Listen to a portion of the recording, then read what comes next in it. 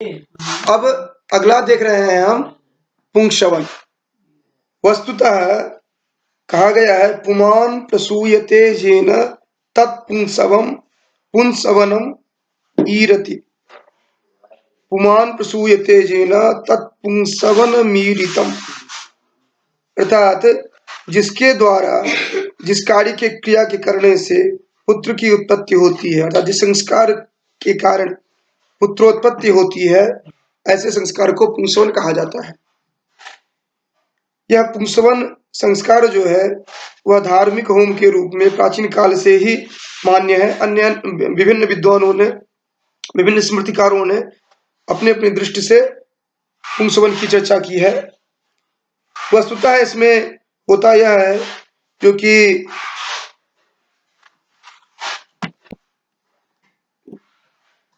वस्तुतः हम देखते हैं जो कि ये जो पुंसवन संस्कार है वो पुत्र प्राप्ति के लिए होता है। तो अब समस्या यह होती है जो कि बहुशास्त्रुत होता है, जो कि पुरुष की प्रधानता दी गई है मनुस्मृति में। तो वस्तुतः आप देखते यह है जो कि जहां पर पितृसत्तात्मक समाज है, यहाँ पर हमारे यहाँ प्रारंभ से ही पितृसत्तात्मक समाज रही है, और इस कारण से इन्हीं बातों को ध्यान में रख करके ही इस ग्रंथ का भी प्रणयन किया गया होगा। तो इसलिए इस ग्रंथ पर आक्षेप करना किसी तरह से उचित नहीं है। यहाँ पर केवल एक ये संस्कार बताया गया है जो कि इस तरह से यह संस्कार उचित है, यह बताया गया है। तो यहाँ पर पुंसवन संस्कार जो बताया गया है उसका मूल लक्ष्य ये है कि जितने भी कर्म कांड आदि बताए गए हैं वो सभी पितृसत्तात्मक समाज को ध्यान में रखते हुए ही बताया गया है। अब वहां दाय भाग में भी हमने देखा था कि पिता पुत्र को उसके श्राद्ध आदि का अधिकार था। उसके साथ साथ जो पितृकर्म जितना भी करना था वह पुत्र को ही करना है। तो इन सब दृष्टियों से पुत्र की को प्रधानता दी गई है, लेकिन इसका अभिप्राय यह नहीं है कि यहाँ पर पुत्री की प्रधानता दी ही नहीं गई है। अगर ऐसा ना होता तो जहां पर हम गर्भाधान संस्कार में सम रात्रियों में से पुत्र की बात किए हैं और वहां पर विषम रात्रि में पुत्री की बात नहीं की जाती। और वर्तमान समय में भी व्यावहारिक धरातल पर जो हम देखें तो वह समान रूप से जो चर्चा होती है उसमें भी पुरुष पितृसत्तात्मकता जो है उसको समाप्त नहीं किया गया है। तो हम देश काल और परिस्थिति को ध्यान में रख करके उस ग्रंथ के संदर्भ में चर्चा करें तो यहाँ पर जो पुंसवन संस्कार है वह किसी दृष्टि से अनुचित नहीं है। और जहां तक ये माना जाता है जो कि संस्कार जो है केवल पुत्र प्राप्ति के लिए है, तो यह संभव नहीं है, क्योंकि एक समाज के लिए दोनों ही रथ के रूप में है, रथ के दो पहिए के रूप में है। तो ये मनु जो है यह इस तरह कभी कल्पना नहीं किए होंगे कि समाज में केवल पुत्र प्राप्ति, पुत्र की ही प्राप्ति हो, पुत्री की प्राप्ति ना हो। यह सामान्य सी बात है। अब अगला देखते हैं हम जात कर्म।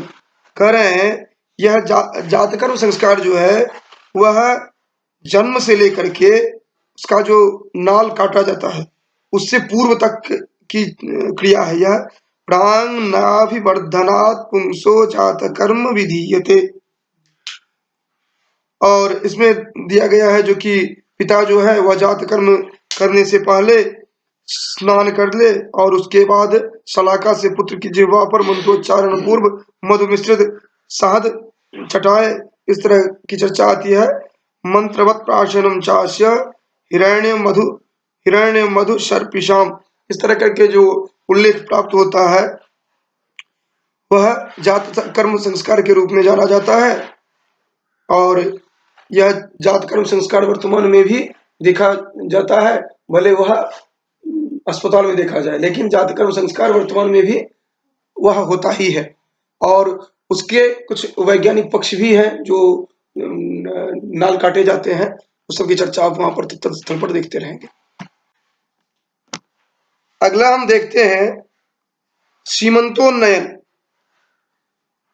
लास्ट जो हमने देखा था पुंसवन, उसमें एक बात रह गई थी वहां पर यह दिया गया था जो कि पुंसवन में होता क्या है कि जो स्त्री है उसका पति उसे दही और जौ आदि जो है वह उसे देता है पीने के लिए।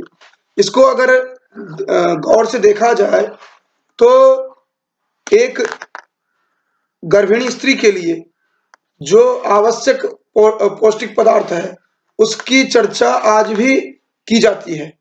और उस समय में दृष्टि भिन्न था, समय अलग था, उसके अनुरूप ही देश काल परिस्थिति के अनुसार ही उसके पौष्टिक पदार्थों की चर्चा वहां पर की गई है, जिसमें कि कहा गया है उसकी वो सेम जो होंगे या जौ जो होंगे वह उसका पान करवाएगा वह उसका पति।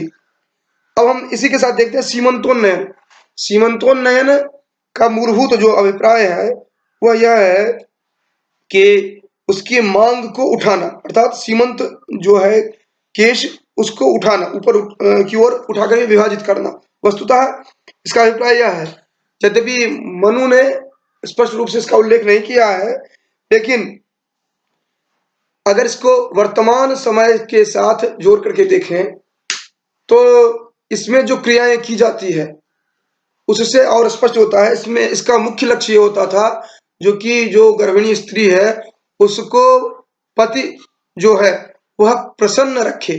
और वर्तमान समय में भी अगर देखें तो इस समय में यदि वह प्रसन्न नहीं होती है तो उसका प्रभाव जो आगामी संतति जो है उस पर पड़ता है, और वही आगामी संतति जो है वह आगे राष्ट्र के एक अंग के रूप में होता है।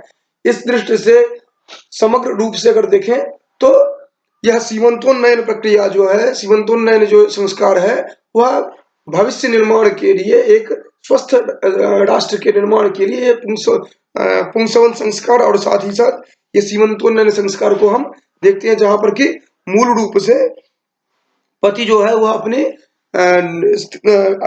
पत्नी जो है उसको प्रसन्न रखने के लिए प्रयास करता है। और इसी में कहा गया है जो कि अंत में क्या होता है, जो कि एक तो होम होगा, होम होने के बाद संस्कार करने वाले जो दो वीणा वादक होंगे वह संगीत संगीत संगीत वादन करेंगे। और आप जानते हैं कि प्रसन्न रखने के लिए, मन को संतुष्ट रखने के लिए यह भी एक उपाय रहा होगा।